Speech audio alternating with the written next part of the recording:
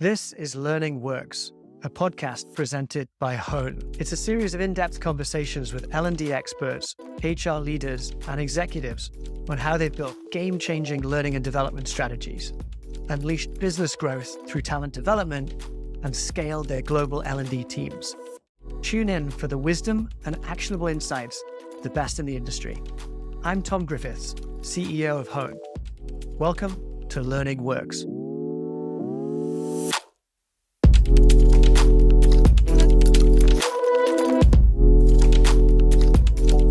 Today's guest is author, speaker, leader, and facilitator Cindy Huggett, one of the world's foremost experts on virtual and hybrid learning. In our conversation, you'll hear about the true power of virtual and hybrid learning and get practical engagement strategies that you can use to transform your own virtual and hybrid training classes. What does it take to be a great facilitator? What does it take to set up a successful learning environment? By understanding these qualities, you can enhance learner engagement and make a significant impact on the learning process and your organization. Hello, everyone, and welcome to the Learning Works podcast. Today, I'm excited to be joined by Cindy Huggett, author, speaker, leader, and trainer, and safe to say, one of the world's leading authorities on virtual and hybrid training. She's the author of 5 books on virtual training. She's got 20 plus years of virtual training experience herself, way before we were all doing it.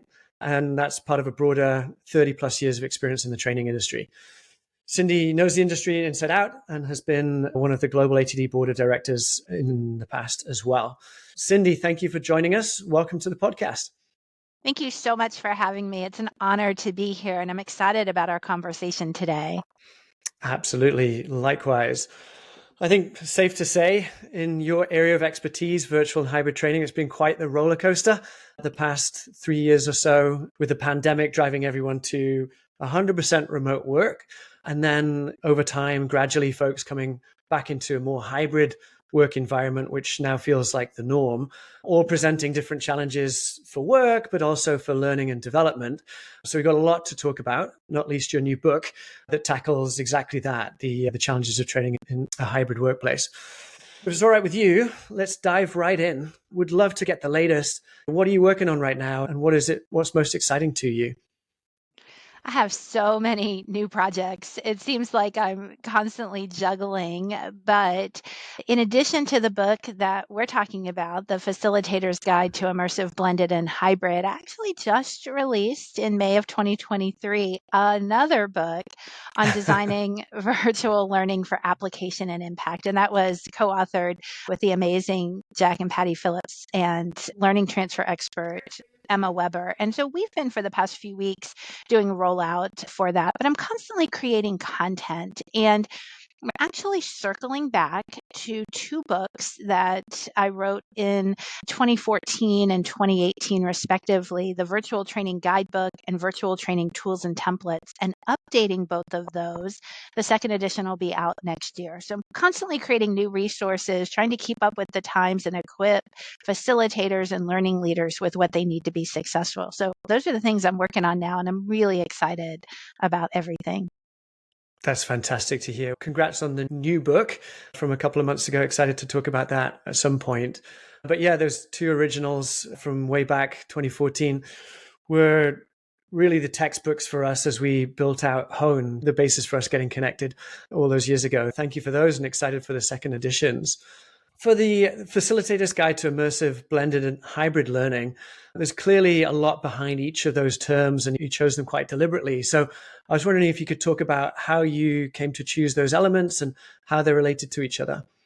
Yeah, sure. That's a great place for us to start because, as you mentioned earlier, I've been doing virtual learning for over 20 years. And one of the things that I've specialized in is helping organizations and trainers and facilitators do it really well. How do you create these engaging learning environments? And so back in about 2017, I started seeing news, you might have seen it as well, of new technologies coming into virtual classrooms. So specifically HoloLens for Skype, and WebEx announced some augmented reality or starting to lay the groundwork for immersive technologies, and Zoom announced some things. And so I was looking at these thinking, how do we start to use them in virtual classrooms? What do we need to, as organizations, as leaders, as facilitators, need to be aware of? And just started looking at them from the perspective of, with my current clients, how do we incorporate these? Do we incorporate these? What does that look like? And so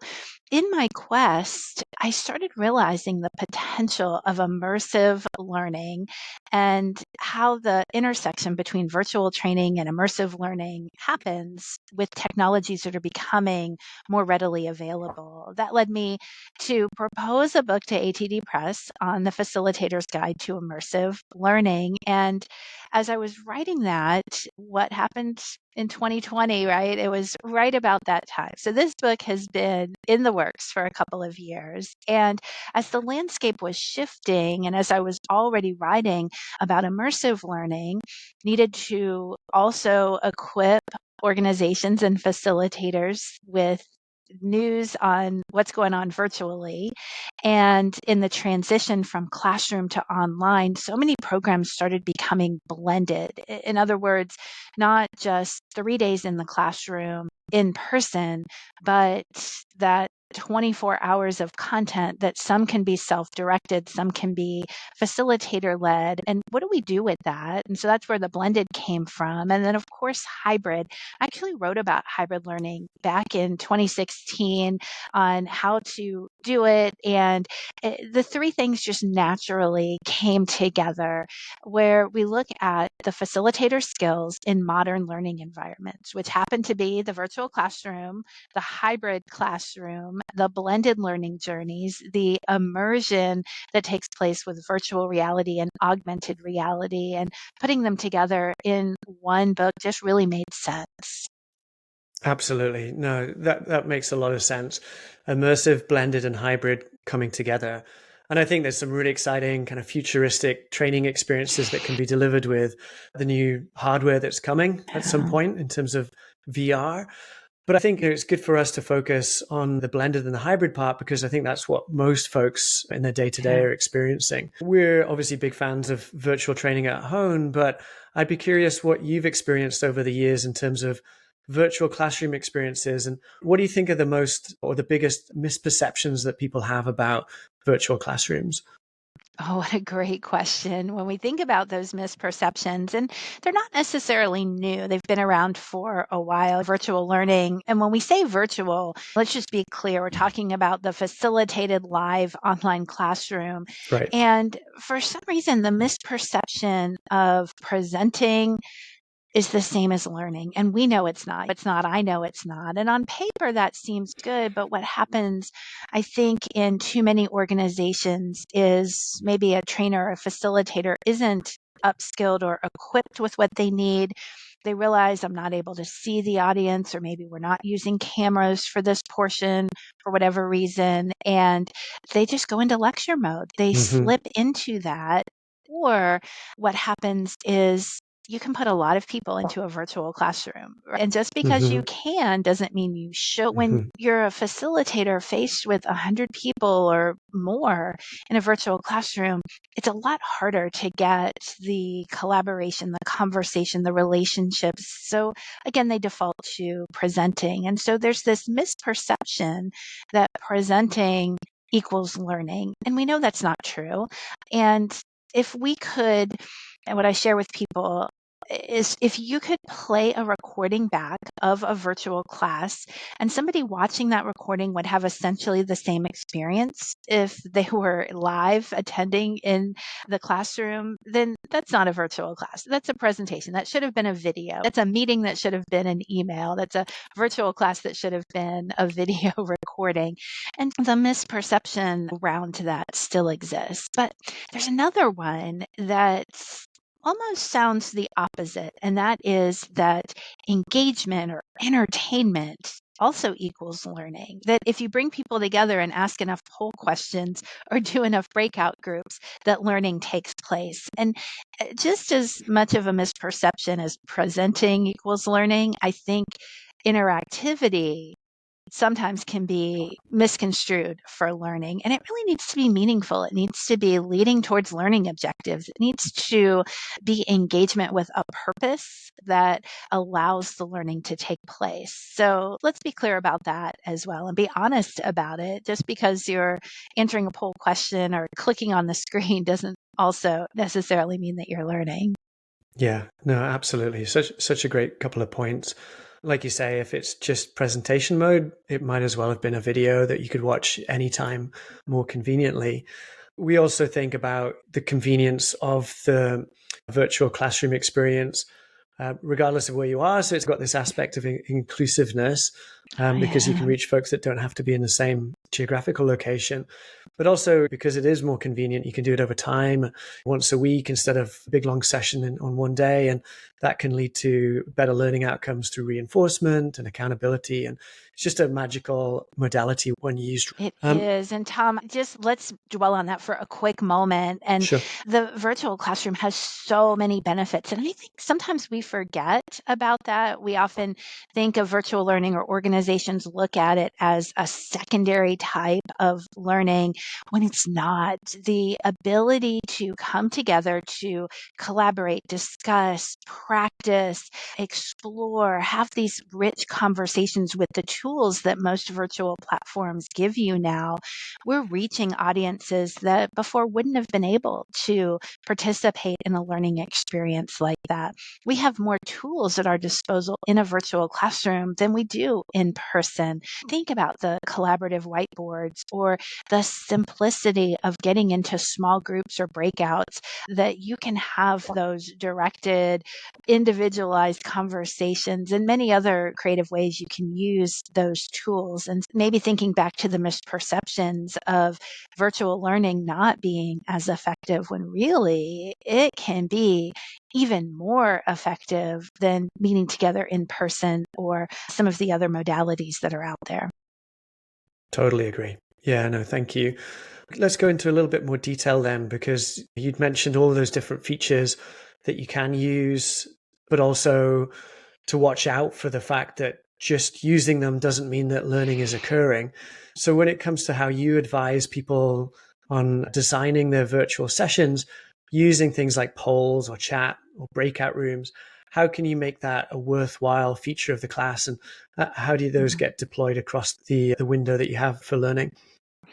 Yeah, and it really goes back to the design. And I'm glad you mentioned that, because when we're thinking about any sort of learning solution, it should be tied to something that an organization needs, whether that's a business need or an opportunity. We're equipping leaders to be better communicators so that they can be more effective. We're not having to have the conversation 10 times or that email chain back and forth. We're creating, for example, a skill that leaders need or that employees need. And so we're thinking about what that is and what the outcome of the learning needs to be, either solving a problem or capitalizing on opportunity. And if we start with that in mind, we can then design a learning solution that takes us there, that people are going to benefit from. And so the tools that we use, the polls, the breakouts, the whiteboard, the chat, the notepads, the virtual backgrounds, the breakout rooms, right? We could keep going. All of those are simply tools to help us achieve a learning outcome and allow that new skill to be then applied back on the job, applied in the real world context. So it's so much less about the tools and technology. They make it a lot easier, right? We can do a great virtual class with cameras only and default to using hand raising, physical hand raising, or other tools. But why do that? The technology makes it a lot easier. But let's keep in mind what the goal is. So, with that said, what I specifically and practically recommend to designers is that most of our learners are in the middle of their workday. We're scheduling a virtual program for 10 a.m. on a Tuesday morning. So somebody has started their workday and they're in the middle of whatever they're doing or meetings, and all of a sudden they need to stop and then focus on learning in the virtual classroom. So, how are we preparing them Number one, setting expectations with the learners, whether that's through your program descriptions, through your reminders, the facilitator's personal notes to the learner, or different ways that you're setting expectations. And when they log in, immediate reminders of those expectations. Hey, it's time to set aside whatever you're working on. It's time to take a short period of time to invest in yourself. And we're going to help you do that, but that's what's expected. So thinking through setting expectations, and then at the start, not 10 minutes in, not 15 minutes in, not 20 minutes in, but at the start, that we are having a meaningful interaction that involves every learner. So that could be a poll question, that could be an interactive whiteboard. I'm not talking about an icebreaker, because who has time for that these days?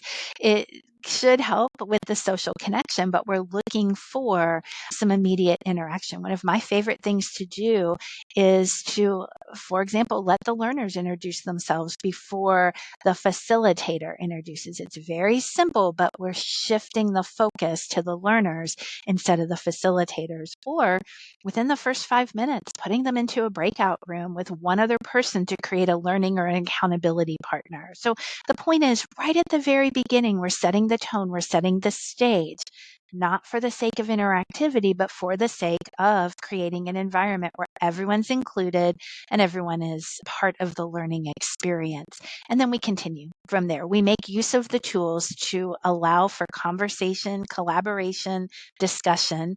Facilitators who are talking too much, we tell them, share your airtime. Let's look to see what that, at the end of the program, percentage of you talking or lecturing or presenting versus the learners actively involved in the experience. And we really want to tilt the pendulum towards the learners. And for anyone listening who's thinking, but wait a minute, I have content to teach. That goes back to, is the virtual classroom the best place for that? There may be a video that's part of the preparation they watch, or something they read coming in prepared. And there's different ways we can encourage that to happen, ready to discuss, ready to collaborate, ready to learn, ready to have the conversations that then tie back to our learning outcomes. Absolutely. Yeah, no, it's so powerful. And when done well, a really engaging and effective experience.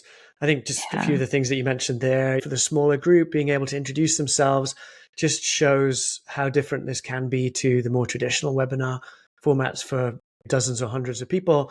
We're really talking about under 20 or so folks in the room together. That's great. Do you have any stories or examples of exercises that have really worked well for you in a recent training, or for one of your clients that you've seen, or any of these kind of interactive techniques where you really saw the room change? One of my favorites lately, and I didn't create it, it was something that I saw another presenter do, and I thought, that's brilliant, and I'm going to adapt it and modify it and start using it. And at the start of the program, maybe not the very first thing, but pretty quick in, I'll ask my learners, "Hey, everyone, how engaged do you plan to be in the learning today? On a scale of 1 to 5, where are you?" And no judgment. So if they're on camera, I'll ask them to share on a scale of 1 to 5. I've also done it by poll question for the slightly larger groups. But I ask them the question, and it usually brings a little nervous chuckle, like, oh, wow, that's a direct question. But it's not the real question, because the follow on question is, okay, then wherever you are, what would it take to increase that number by 1? What would it take to bump you to be a little more engaged? And we have a brief interaction around that. For some, it's, I need to just turn my mobile device over so I can't see the screen and the notifications. For others, it's, I need to close out of my Slack channel, or need to just take this piece of paper on my desk to a place where I can't see it. Simple things like that that allow somebody to enter into the learning experience. So you might think, Cindy, that's not, a deep interaction. It's not, but it has a profound difference on the learning experience. The other thing I do, and I'm going to go right to it if that's okay, is I mentioned putting people into breakouts near the start of a program. One of my favorite things to do is to pair up learners, to put them into a duo and allow them to go have a quick conversation around either expectations or challenges related to the topic. Depends on the topic. I've done it different ways, but it does two things. It, one, creates an accountability partner. People realize very quickly on in the learning program that they're with other people, that this is colleagues or others in a similar learning situation who are together. So it creates that conversation and accountability. And then number two, it gets them immediately thinking through the content, the topic, how it relates to what they are currently faced with, how it's going to benefit them, how it's going to lead them along that learning journey. So I love to, and it's not a long breakout. It may be just 3 or 4 minutes. You've got 2 minutes each. Just say hello, introduce yourself if needed, and your quick discussion question. I find when I do that, again, it just changes the tone of the virtual learning program. For sure. No, I love both of those. Thanks for sharing. And I especially like the coaching question of having people reflect on where they're at engagement wise and take ownership of how they can improve that. And then in the second one, connecting with someone that perhaps, you keep revisiting that relationship throughout the training. And we've broken the ice right at the beginning. So those are great tactical tips. Thank you. Yeah. So that's all well and good in a pure virtual environment. And with the onset of COVID and remote work, we felt like we were just getting the hang of how we do this fully remotely. And then folks started to come back to the office. But of course, as we know, not everyone came back to the office and not every day. So most of us find ourselves in these hybrid work environments where some folks are in the office together, co-located with others remote, and that can change from day to day, week to week. And so I know a big theme of your recent work has been how can we further adapt our training techniques to hybrid environments? And so would love to just hear your thoughts on how you can create a positive and powerful experience for hybrid learning. I'm really glad that you took a moment to just define it, because I find that still in our industry, some people, when they hear the word hybrid, they're thinking of the university model of a blended curriculum. But really, we're talking about a learning program that has some people together in a conference room, training room, and then others who are joining remotely. And when we think about that, those two different audiences are having really different learning experiences. Some people who are together who can just easily turn to the person next to them and have a side conversation, where the remote audience is on their own, isolated or separated in a home office or whatever location they happen to be in. And so bridging the gap between those very different audience experiences is the key to successful hybrid learning. And I hate to say it, but I do think it's important to acknowledge, if you can avoid doing that, don't.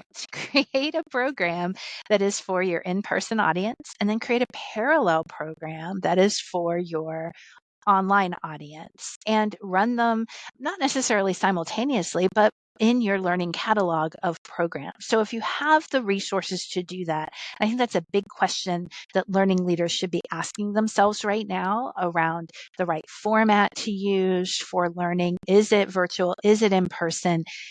Do we have to do hybrid? And in some cases, the answer is no. So have that intentional question.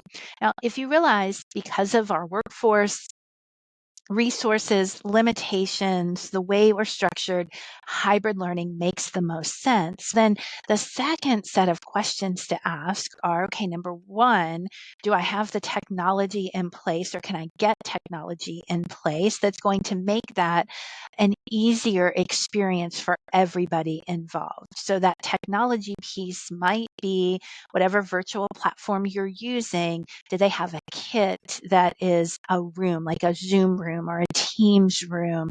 Can I go out and get a 360-degree camera, like an owl camera? Or do I have audio set up in the room? Do I have a screen that can display video required? But boy, it makes hybrid a whole lot easier and simpler to do if you've got some of the technology tools. Then the second piece, so that's question area number one, the technology.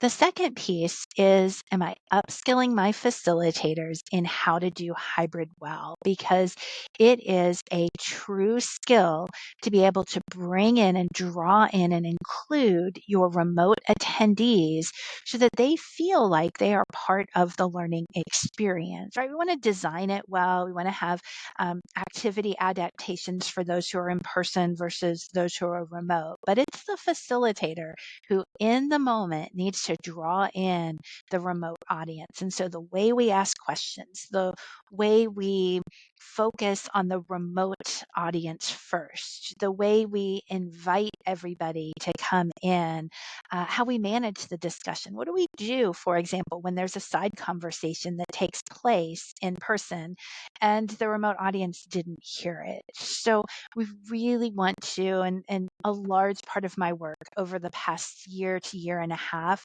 has been partnering with organizations on how to do hybrid learning well and upskilling facilitators in how to facilitate these hybrid environment classes. And I can share a couple of simple tips and examples if we want to go there. But gosh, that is just taking off because of the way most organizations are adapting to the hybrid workplace. To your point, from the technology to the logistics to the ways that you can hopefully adapt some of the great features of virtual training to the hybrid environment. We struggle with things like, okay, how do you do breakout rooms if some people are together and some people are virtual? How do you even do polls when maybe some people have a computer each, but others are sharing in a meeting room? Yeah, what would be some of those tactical tips to overcome some of those challenges? Yeah, so I actually recommend that everybody have a device, even if they are in person, because it means they can connect to the virtual classroom and answer polls or use the virtual whiteboard or have access to some of the other tools, the reactions and other things. So even if you are coming together, whether it's a mobile device, a laptop, that part doesn't matter. But I do recommend that everybody have that device that they can use the virtual classroom tools. It helps to equalize the experience. So that's number one. And then number two, we do want to make sure that everyone can be heard. And so even though you're connecting to the virtual classroom, you're not connecting to the audio. So a facilitator or their partner who's helping with the tech needs to know things like, how do you mute all upon entry? Little settings like that can make or break how the audio works. We do want to see everyone on camera. So setting the expectations for both our remote and in-person audience. We're going to have a camera on the room. We're going to ask you, remote audience, to have the camera on. That doesn't mean we're going to keep it on for hours and hours in a row and make you stare at the screen, but for some of these conversations, we want to do that. For breakouts, it is always better, if possible, to integrate your remote audience to the in-person environment. So for example, about 3 months or so ago, I was with an in-person group and we had 4 remote attendees. So most of the people were together, but we had 4 remote attendees. So at the beginning of the training program, I took each of the 4 attendees and I partnered them up with somebody in the classroom. I said, your buddies, your partners for the day. And so each time we split into breakout groups, I made sure that each of the 4, they were at a different table. They were assigned to a partner at the different table for the breakouts. And each of those 4 breakout groups that the remote attendees were in would connect that person by audio. I had one group who, we're just going to FaceTime her. We're just going to draw her in on a mobile device. And they set like on a stand and she was part of the conversation. And another group, they used a different technique. Another group opened up a different Teams room. So there was different ways, and I left it up to them how to do it. But they were folded into the breakouts that way so that they could have 4 different audio channels, being able to have the small group conversations.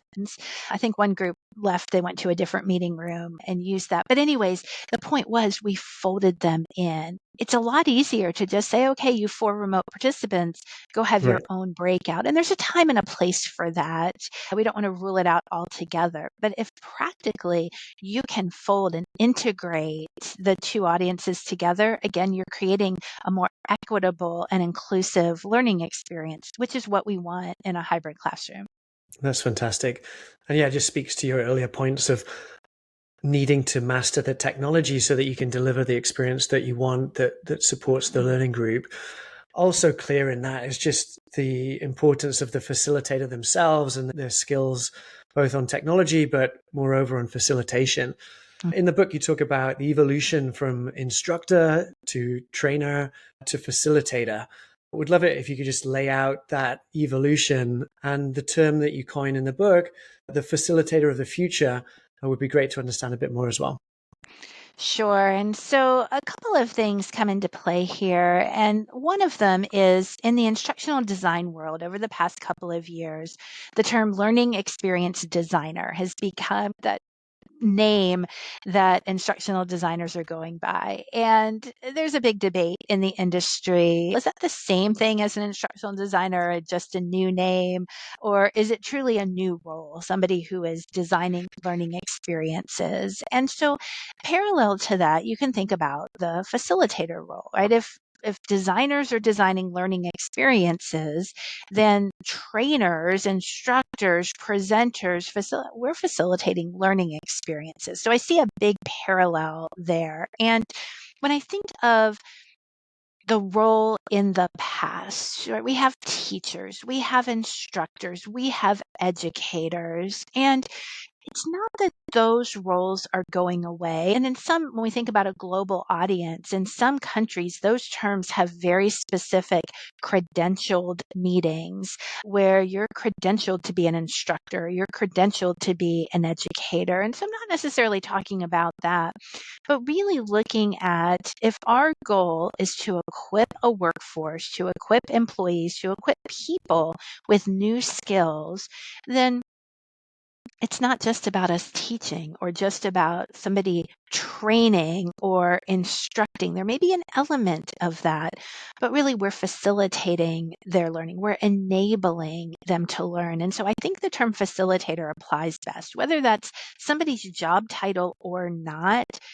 Acting like a facilitator, remembering it's not about me, the presenter, and what I'm teaching. It's about my learner. It's about my participant. It's about helping them discover, explore, practice, and ultimately be able to apply what the new topic or the new content is. So that's the evolution. If I think of my own journey 30 years ago, when I was in my very first corporate training job, my job title was instructor. And I'm not going to say what I was teaching, but I'll give you a hint. It's, I'm laughing. I'm debating whether or not to share this. I'll share it anyways. Share I was it. teaching DOS programming. Wow. Wow, that is a blast from the past. But also Windows when it first came out. I was teaching software programs, and who knew what DOS programming was? There was an instructor to it, element to it, of course. But the exploration of my participants who are on personal computers doing the work, that's where the learning happens, where we would put together, okay, let's say you want to do this. Let's work through this scenario, how you're going to do it. In today's world, it might be something like, hey, you need to fill out an expense report and submit it. So let's hop into the system and have you fill that out, versus sharing there's 3 different types of expense reports and 5. It's just getting to what do they really need to do on the job. So there is a place for instructing, but then that evolved. One of my roles that I had about 10 years later, I was called a trainer. It was a trainer role, and I still had a lot of elements of teaching and presenting. A facilitation skill does include presenting. There's an element of that, of course, especially in an online environment where we're showing up on cameras. But the more we can remember, it's about the learners learning, it's about their enabling their experience, the better. So when I talk about the learning experience facilitator, the facilitator of the future, it's all in that sentiment, where we're getting to on how do we keep up with the technology and use that to help enable our learners get a new skill, practice a new skill, and apply that new skill on the job. Absolutely. Yeah. It's so interesting to think about the interaction of the design Mhm. with the facilitation. I used to watch a lot of live comedy when I lived in Edinburgh in Scotland, and there's a big comedy festival there. And one of the observations was an A comedian can get a laugh from a B joke just because of their delivery and how good they are. Whereas a B comedian, even with an A joke, wouldn't do as well. So I'm curious, by analogy to training and facilitation, do you think a great facilitator can carry a poorly designed class, or does it really come down to the design and doesn't matter so much about the facilitator? Not to pit you against your colleagues in any way, of course. That's such the great debate, right? And they're two sides of the same coin. It's so much easier for a facilitator to carry a well-designed program, and it does start there. I would say if a program is well designed, then it has a learning outcome that's tied to business results, that is tied to helping an organization be more effective, whatever that organization is measuring, whatever that organization is trying to do. So, well designed program, especially in the virtual or hybrid world, yes, it's engaging. Yes, it's interesting. Yes, it's making use of the tools, but ultimately it's helping the learners have impact. So, you need a great facilitator, especially in Mm. an online environment. That I think a poor facilitator would have a really hard time carrying a design, even if it's a well designed program. But that might be my bias in working with facilitators. They're both important. Yep, I'm going yep. to mull that over a little bit. Yeah, very diplomatic, but I agree. Great. Let's zoom out a little bit because we talked a lot in detail about the act or the art of facilitation. But of course, any learning sessions set in the broader context of a bigger learning program, and you've got a ton of experience designing, managing, and delivering those as well. We're certainly living through a time where budgets are getting scrutinized and potentially reduced in this space. And to do this stuff well, as we've talked about so far, it needs investment. It needs investment in great facilitation, great content development, technology. And would be curious what approaches you might recommend to folks out there in the learning space to help them justify that investment in this level of learning design and delivery. Yeah, and investment is really the key word because if we think of it as a cost, if we think of it as a sunk cost, then we're not seeing it from the right lens. We're not looking at it from the right perspective. And when we look at these investments, it's an investment in technology, but more importantly, it's an investment in your people. We want to take a program that is well designed. And as we talked just a few moments ago, a well designed program is one that is linked to that application and impact. It's linked to the impact that this learning program is going to have on the organization. And so perhaps a flip side way of thinking of that is what would happen if the learning doesn't take place? What are the challenges, problems, rework, costs of not providing this type of learning? And if that is going to affect the organization's bottom line, if it's going to affect customer service, if it's going to affect turnover, right? All those things that have hard measures in place, then it's something that we want to be investing in. We invest in our leaders, in leader development, for example, not just because we want to check a box and say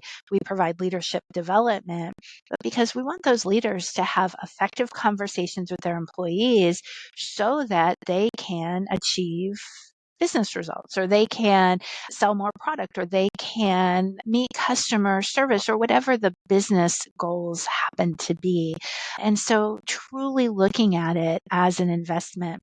I mentioned the most current book that we just came out with, Designing Virtual Learning for Application and Impact. That is the core of this new book. And it is, how do you design a virtual learning curriculum to make sure that you're not just stopping at did they learn something, but looking at how do we design it to ensure there's business impact. And so there's actually 50 techniques in the book that we put on how do you do that. And so we drew upon the wisdom of ROI experts Jack and Patty Phillips, and then Emma Weber, who's a learning transfer expert, and then my contribution from the virtual classroom, and really brought those three things together to look at what does it take. And so as a learning leader who's looking at investing in technology, investing in virtual learning programs, investing in, if I don't do this, do I want to go down that path? And the answer is probably not. So how is this going to help our organization? What can we do? And one other thing I'll say about it is, yes, there is an investment in technology. There's an investment in upskilling. There's an investment in having the right equipment. But often those investments are ones that your organization is already making. You're already, for example, equipping people with webcams for video meetings, and we're now going to use those for virtual learning. Or you're using a platform perhaps that you're using for online collaboration that we can then use for learning. And we can reuse components in design. Really good designers are going to have a process, a system that they use, and they repeat that. And so there may be some more initial investments than ongoing, but it's an investment that's going to help you be more efficient in creating the learning, designing the learning, implementing the learning. Yeah, yeah, for sure. And as I'm sure you lay out in the book, just thinking about those outcomes and how we can evidence that and how training can improve our progress towards those outcomes is so important. Yeah. If you can articulate that, you can go do it. If you don't make the investment, you don't get the return. One of the saddest things we've seen in the industry recently is people saying, my budget's been cut. I've still got to do something. I know it's not really going to work, but we need to check the box. And so it's like the worst of both worlds. You're spending the money, but you're not getting the outcome. So yeah, you've really got to ensure that those investments are paying off, and plenty of techniques out there and case studies and statistics on the internet to show people how to do that. And really looking forward to the book to go deeper on it. Tom, I'm reminded, you and I both, and I'm sure our listeners as well, have had experiences. Think of a customer service person you have dealt with in your recent life who wasn't upskilled, who couldn't help you with whatever problem you were having or whatever situation you were asking about. That's the result, often, not always, but often, of an organization that did not invest in their people, that didn't equip them with what they needed or the skill they needed. And think about the frustration. And that is just one super small, simple example. But we know what good customer service looks like. We appreciate it when we get it. And we think about what would happen if the organization invested in their people, what a different experience that might have been. Yeah, it's a great example. Quick time out, Cindy. We've got about 8 minutes left. I've got just 2 or 3 wrap-up questions. Are you good if we go over a little bit, or have you got a hard stop at 5? No, I'm good. I'm here. Awesome. Thank you. Well, that's great. Leading on from that, I guess then, what would you say to folks are the most important things learning leaders should be measuring to get results? You mentioned the customer service example, interested in that function and others as well to see how can we actually measure this outcome?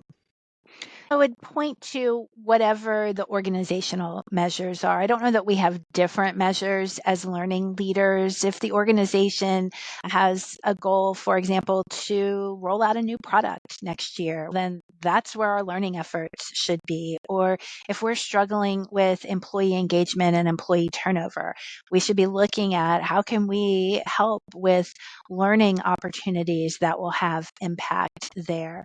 We might look at sales. We might look at marketing. We might look at internal efficiencies, product or program management, right? So I don't necessarily think it's different. Some of the traditional training measures that we look at, how many people went through our classes, what are the hours of learning that we had, and those might be fine statistics and numbers to look at. Maybe you're looking at evaluation scores on a trainer's evaluation. It's not that those numbers are bad, but that's not what an organization is looking at in terms of success. So I think the most successful learning leaders who are ones that are measuring what's important to the organization. And if you don't know what that is, let's, have those conversations, find out, and then funneling the learning opportunities there, funneling the resources around designing and facilitating and producing and supporting into areas that are going to equip your team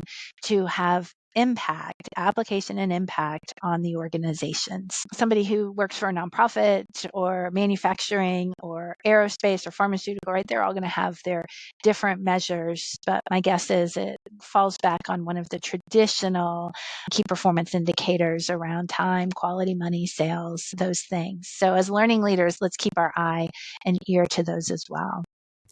Yeah, totally agree.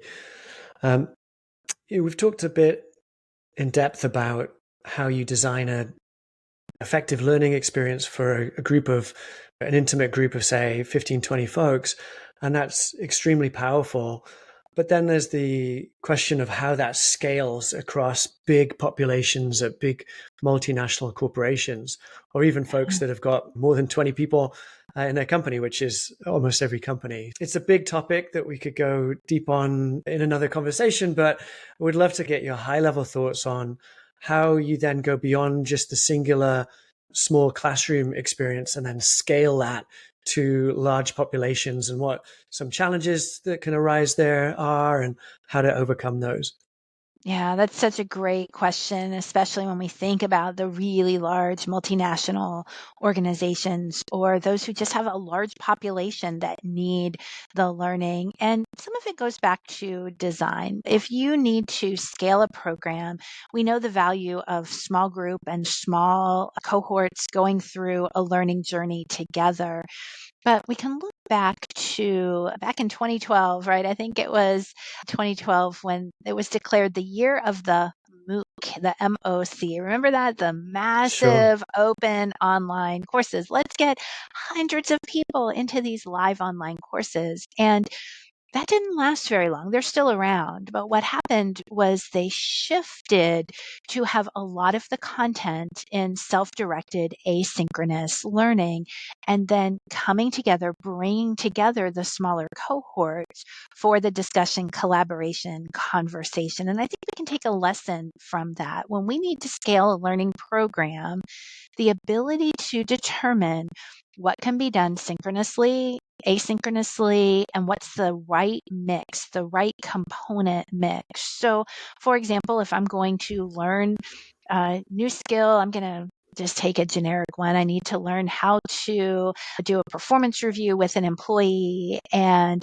there's a lot of very practical, tactical things that I may not need a facilitator for. So where can I get that information? Where can I get that content? But then let's come together in smaller groups. So having the ability to come together with a peer group, a smaller group for discussion practice. Okay, I know how to fill out the form, but what about actually having the conversation?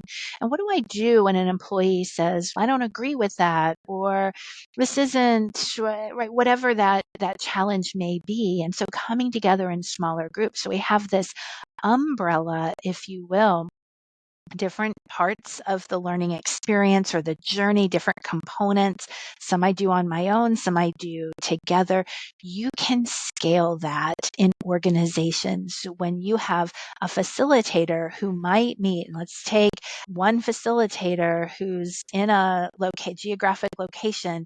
They might meet with a group from 8 to 9 a.m., have a quick break, meet with another group from 10 to 11 a.m., and then meet with another group, right? So they're cycling through different groups at different parts of the learning journey, but they're touching a facilitator. They're touching a upskilled, experienced expert in that content, a learning leader or group where the learning experience can still take place. You keep going with some more specifics, but how do you scale with really well-designed programs and breaking people into those small cohorts at times where it makes sense. I may bring people together for 300 people together in one webinar for something, but then I'm breaking them into their smaller groups for the discussion, dialogue, practice, and all of that. I don't want a manager who has just watched a series of videos on how to have a difficult conversation than having that difficult conversation. So I don't want a surgeon who just watched videos on how to do the surgery. There's certain things that getting together with colleagues and discussion and dialogue are going to help with. Yeah, for sure. And I think it's really interesting how you said we can do some parts asynchronously at scale, and then bringing the right groups of people together at the right times to go deeper on that cohorted learning experience that they're going through together. That's great. Cindy, I've just got a few rapid fire questions for the end. First up is stop, start, continue. Just given everything that's happening in the industry, what would you recommend is one thing that learning leaders stop doing that you see a lot of people doing right now? I think learning leaders need to stop assuming that just because most people have been online for the last 3 years, that they're equipped to be online. I think we make the assumption that somebody can show up on camera and deliver or get their point across when really that is a skill that not everybody has, or they've been doing it poorly for a while and no one's pointed out to them, if you did these 3 quick things, your message would be heard in a much more intentional way. And so I think we need to stop assuming that everyone has the skill of online presence, online communication skills, digital presentation skills. I think that's a missed opportunity in many organizations. Great one. Thank you. What's one thing that you think learning leaders should start doing, just given everything that's going on? I think we should start equipping our learners, participants with what they need to attend virtual learning. I think sometimes we forget that if you're going to put an hour or 90-minute learning event in the middle of a work week, that means that it's not the time to be pinging them with Slack or Teams messages because they're learning, right? I think we need to start recognizing virtual learning as a really viable way to learn and honor that. Some leaders do that well, but I think far too many of us need to start remembering that. Right. Perfect. Agreed. And then one thing to give credit to folks out there that they're doing that they should continue to do. I think we've gotten really good at using virtual classroom tools like polling and like chatting. I think we should continue using those with a caveat. We're not using them for the sake of just using them, but we're using them to really further the conversation. So we're getting good at breakouts. We're getting good at collaborative whiteboards and polling, but let's use them with intentionality and not falling into a rut, but using them and continuing to use them to further conversations. Right on. Absolutely agreed. Thank you. Last question. We've got a lot of aspiring and growing learning leaders who love to learn how to be more effective in their roles. So I would just love to get from your experience one tip or takeaway for them to stand out in their role, to their team, or to the leadership team. Wow. Are you sure that's just our last question, Tom? Because we could spend another hour talking about that, I think. If I could boil it down to one thing, I would say continually invest in yourself, in your own learning. The more you're willing to try out a new technology or try out a new technique or be open to incorporating something in, and it takes investment to do that. In this fast paced world, it's really hard to press the pause button and go through your own 90-minute personal development program and invest in yourself. But that rest or that investment or that just let me read a new journal article or try out this new technology or attend this segment is going to pay off in dividends. And so I think that's an important reminder, not only to new learning leaders, to myself as well. Perhaps I'm speaking to myself more than anyone, but that's my number one piece of advice that I would share. Fantastic. Yeah. Make the time to invest in yourself. I love it. Thank you so much, Cindy. That was a fantastic, wide-ranging conversation with so much wisdom there for our listeners. Really appreciate the time. I've been in this industry over half a decade now, and I've never met anyone that knows as much about the virtual training space, both at the high level and down at the detailed tactical level of how to do this well. So thank you for sharing so much of that today, and excited to go deeper on the new books this year as well. Thank you.